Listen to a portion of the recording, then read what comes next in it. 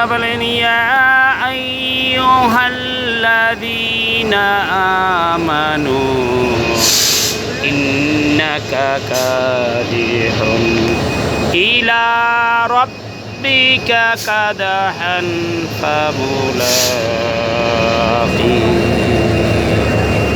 আল্লাহ পবিত্র কোরআনে সূরাতুশ সাফফাতে আল্লাহ বলেন তোমরা অতি সহজে আল্লাহকে পাইবা না, অনেক কঠিন কাজের বিনিময় আল্লাহকে পেতে হবে। অতি সহজে আল্লাহকে পাইবা না। ছোট্ট একটা ইঞ্জিন যেমন এই বড় কত হাজার হাজার মানুষকে টেনে নিয়ে যাইতেছে, আর আমার নবী কিয়ামতের দিন হাজার হাজার না লাখ লাখ কোটি কোটি মানুষদেরকে জান্নাতে নিয়ে যাবে। কাদেরকে নিয়ে যাবে?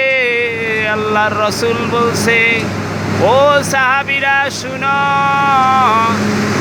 যে নিজের লজ্জাকে হেফাজত করবে এবং নিজের জিহ্বাকে হেফাজত করবে, আমি তার জিহ্বা নিয়ে গেছি, আমি তাকে জান্নাতে নিয়ে যাব। যেমন একটা ইঞ্জিনে কত হাজার হাজার মানুষদেরকে নিয়ে চলে যেতে, সে একটা ট্রেন, একটি জাহাজ, আরও পৃথিবীর মাঝে কত যন্ত্র আছে, এরকমভাবে নবীজি তাদেরকে নিবেন যারা আল্লাহর পথে কষ্টের বিনিময় আল্লাহকে পেতে যায়। অতি সহজে ইয়া নবী সালাম আলাইকা শব্দ বলিয়া আল্লাহকে পেতে চায় না। মিষ্টি খাওয়া সুন্নত, এটা খুঁজে নেয় সহজ পদ্ধতিতে দুনিয়া জান্নাত পেতে চায় না। তাহলে সাহাবীরা কেন যুদ্ধতে যায় শহীদ হয়েছেন? নবীজি কেন নিজেই আহত হয়েছেন, দাঁত মোবারক শহীদ করেছেন, মাথার ভিতরে রক্তের লোহার টুকরা ঢুকিয়ে গেছে?